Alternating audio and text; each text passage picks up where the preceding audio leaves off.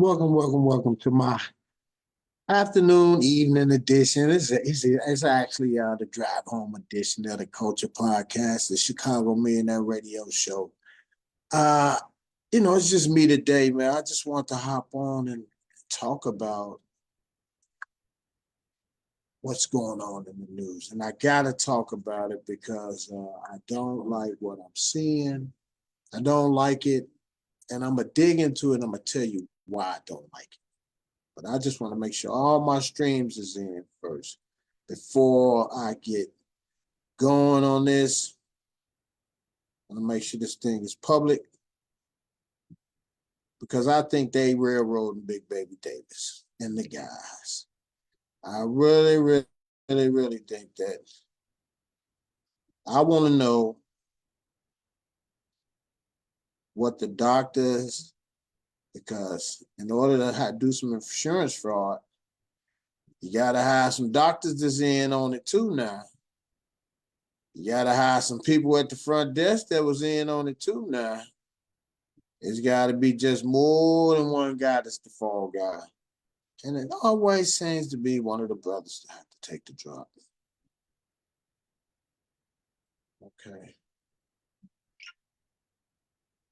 All right. I just want to make sure all of the streams was in.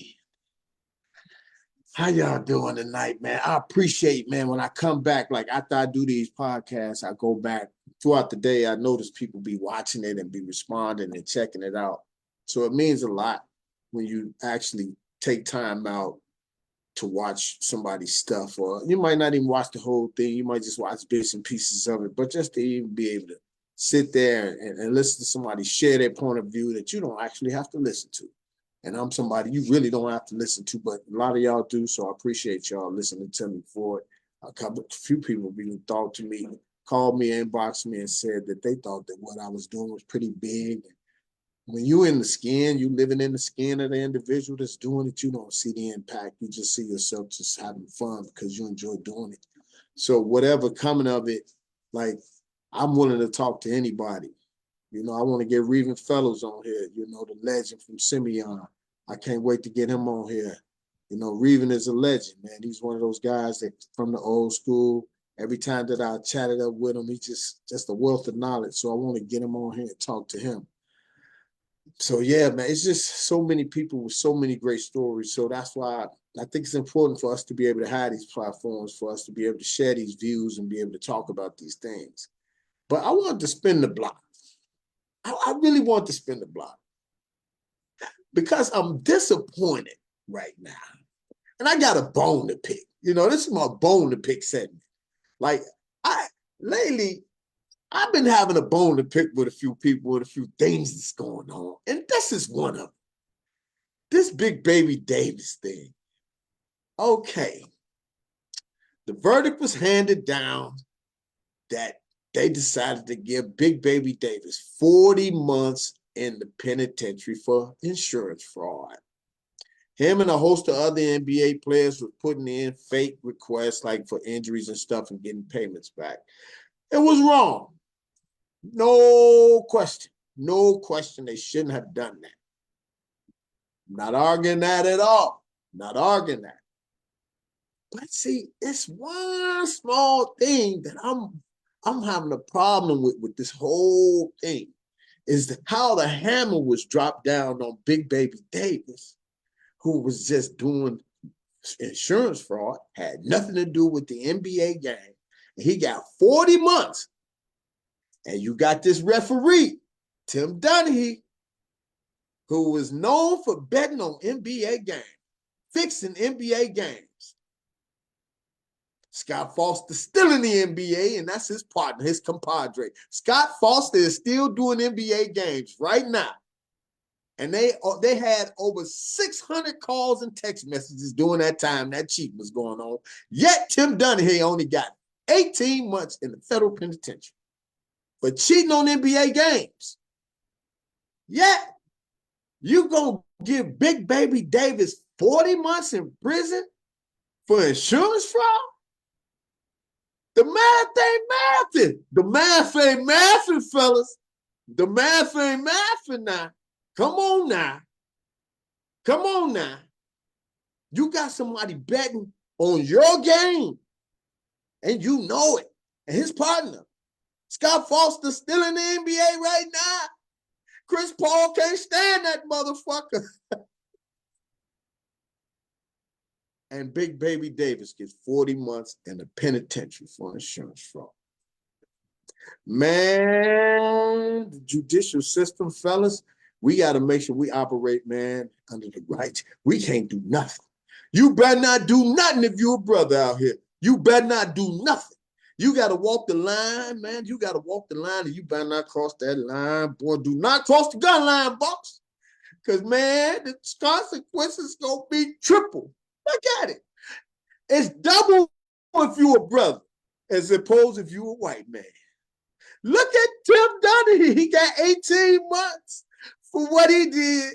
And Big Baby Davis got 40 months. 40 months. Come on, man.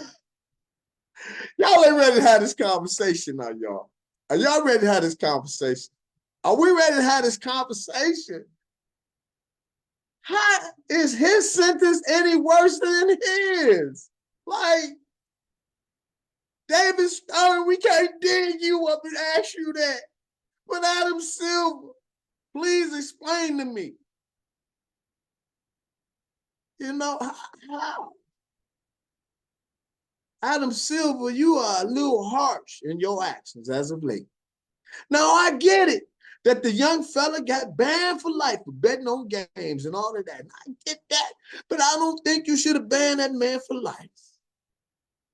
Why would you ban him for life? It's a young man. Fellas, you better look in that mirror every morning you wake up. Don't you forget, I don't care how much money you got. I don't care who you think you are. You better look in that mirror. I don't care if you in the NBA, ABA, CBA, NBA, FL, NFL. I don't care who you think you are. You're still a black man in America. You're still African-American American.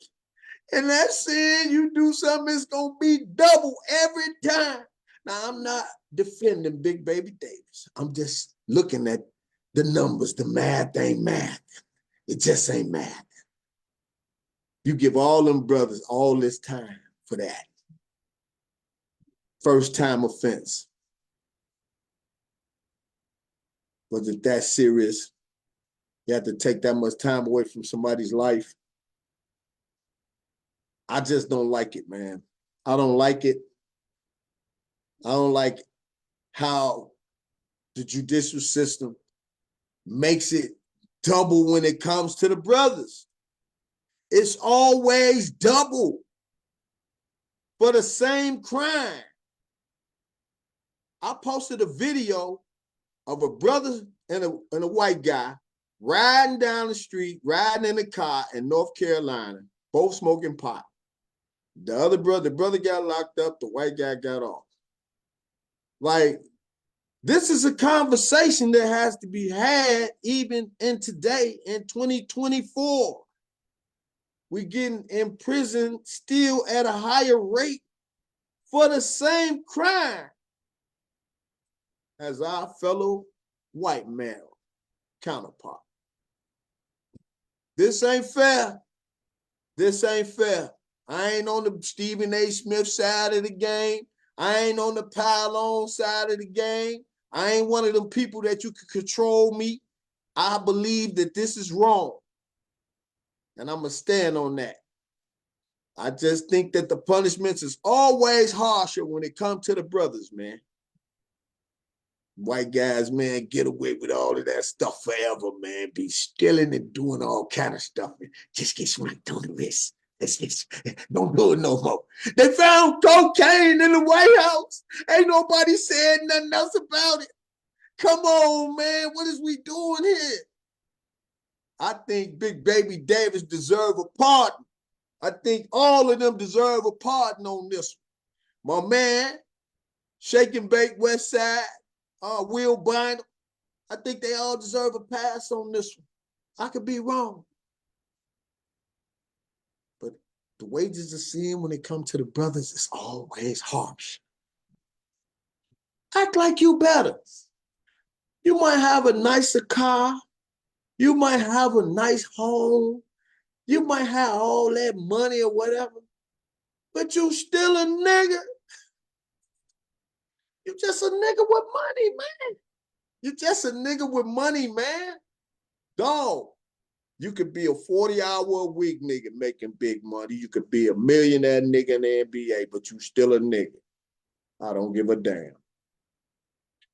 I had a white lady trip on me at Jules the other day, but I'm so pleasant because my personality, I know how to play stuff. We in line finna get some chicken, right? So I grab my number and boom, I go out. So she don't see me. She ain't in line when I get there. I get my ticket, boom, I go look somewhere else because it's a little line. So when I get back, that line I came when I got there was gone, but it was one person that was still there in front of me. So when it was my number, the lady didn't know I was there already. So when dude was like, "What you want?" I was like, "Yeah, just give me the chicken." She was like, "Hold on. What are you gonna just let him go in front of me?" And I was like, "Man, I'm sorry." I was like startled, like, "I'm sorry, man. I'm sorry." You know, I was like, "What number you got, man?" She's like, "I got 62." I said, "I got 60." You should have seen that damn face, but she had. And then this other lady behind her was like, "Everybody's gonna get some. Just wait our turn." But you have to have a personality where you're not combative, or you will fall into this stuff, man. You'll fall into it. But these race relations, we got to get this stuff out in the open, man. We got to still, it just can't be convenient for when you think you on the other side of money. You think you exempt. It's sad. It's sad. I watch a lot of stuff going on. I got a bone to pick. Like I was talking to Lefty Boyd the other day, and we was talking about. I was watching some stuff going on. Like, this ain't got nothing to do with who I, because I referee, but my assignment is gravy. Let me just say that the dude that assigned me games for refereeing, gravy train, pay me good. But y'all niggas in the city, man, always trying to shade, bro. You want a nigga to do 20 games at $10, $15 an hour? No, I don't know what's going on. I'm just saying, man. What happens is they paying one referee, they get him this amount of money for the whatever, right? He get the whole bag, and then he pay his referees what he want to pay.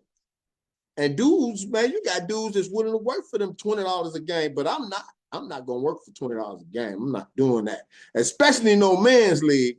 I wish like hell I would. You got to damn near pay me $100 a game to ref a men's league, man, because y'all can't even hope and be out there crying and whining. And as a former ball player, I'd be like, "Poor child, you grown as hell and you still ain't shit." And you whining than me because you ain't shit.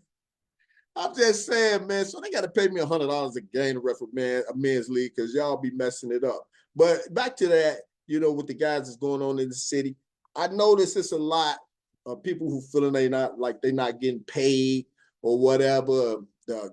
Don't work. If you don't like what you're not getting paid, if you don't like what the other man is doing, because I'm gonna tell you like this, man. I'm never gonna out nobody publicly on social media. You'll never see me mentioning names and talking about people, because you got to know what your words. See, your tongue. We talked about this on my on this. I got a show that we do on Sundays called The Service, and we talked about this. And Cyrus McGinnis said this. He said this. He like, your tongue, it's like a sword. And I agree, because look at it, it's built like a sword. If you look at your tongue, it's like a sword, and it cuts like a knife. So your words, you got to watch what you're saying, because life and death lies in what you say, and in the words of the tongue. It's a scripture that says it. You have to watch what you're saying, because your words can get you up out of here. So when I get on here and I get to talking, I don't talk about nobody in particular. I ain't finna be calling nobody out. I ain't finna be calling no names and none of that stuff, because I respect that man. If there's one thing that I'm gonna do, I'm gonna respect all men as men. Now, if anybody got a problem with me or whatever, that's what they got. I ain't got a problem with nobody. I can go anywhere I want, and I don't feel threatened at all. You know what I'm saying? Because I ain't on here bad-mouthing people and stuff like that, talking about this person or that person. Personally, I mean, everybody had their own life to live. And as you know it, this thing, man, is going fast. I look up one day, I'm 21. Next day, I'm 55. You see what I'm saying? See how fast it's going?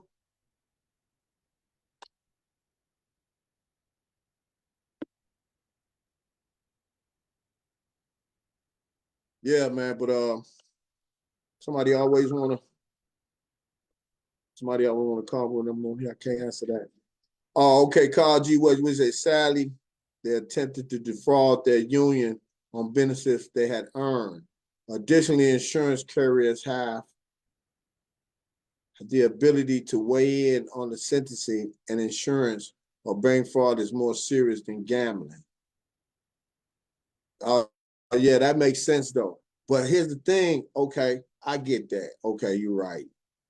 It's sad. I get it. But damn, 40 months? 40 months? I was thinking about that earlier, man. I was thinking about that earlier. How, you know, being a professional athlete is very tough. You know, it's a very tough life because you got people that are they constantly asking you for stuff. They constantly calling you for things when they get into tough times. So you know, people expect you to give them things all the time. I couldn't imagine being a millionaire athlete and all the people that come out of the woodworks.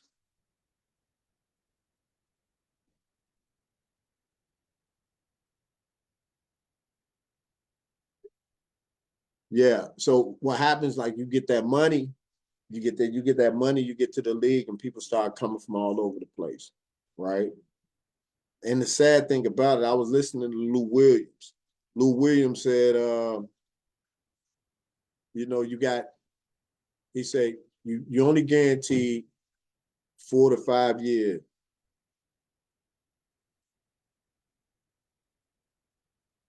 Somebody messaging me. Okay. Let me find this clip. Lou Williams said it. Lou Williams said, where's that video at? Where's that video? Lou Williams. Okay, here it is. I don't know if y'all can hear it. Of an NBA career. Hold on. Check this out. Check this out. Check out Lou Williams right here on this.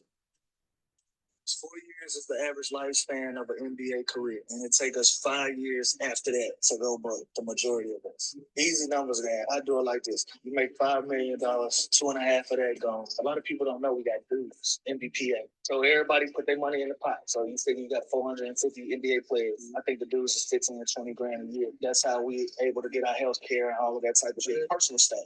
Financial advisor is probably 1%. Agent at a high number is gonna get 4%, but you can negotiate from 1 to 4. So before you look up, you probably at 1.5 million off of 5 with nothing. And these business that we keep talking about in these mansions, these girlfriends and these Chanel bags. Before you know it, you're not a millionaire no more. Right. You're a high thousandaire. On paper, you can tell a motherfucker, fuck you, I'm a millionaire. Right. In real life, a lot of that pie gone. So you see that? He's saying the average NBA player, after they pay everything, they get $5 million.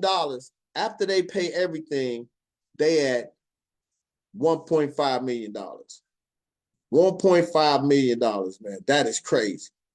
That's what I'm saying, man. We have to be, we have to be conscious, man, when we get this money. When people start getting this money, you got to be conscious because it goes so fast. And the professional athlete, that career goes so quick. Sure, you look up. Yeah. So what happens? You look up and it's over with. You get to the NBA, most guys we know that been to the NBA. Most guys we know that been to the NBA, man. I mean, shoot, it goes so fast, And one thing about it is, shoot, you got to save that money because you got to live the rest of your life. That's why I never made it a practice. I knew a few guys that was in the league and all that stuff. And man, I never Never. I would ask them for anything. I wouldn't ask nobody for nothing, man. You just don't ask people for money, unless it's your family. That's the only person you really should ask. Only people you should really ask money for. But yeah, I just wanted to really get on and talk about that, man, because it's crazy, man, how Big Baby Davis, man, he being held hostage, and I get it. They tried to defraud the NBA, but I'm just like 40 months for him and then 18 months for Tim Duncan. And Tim Duncan, he was betting on NBA games.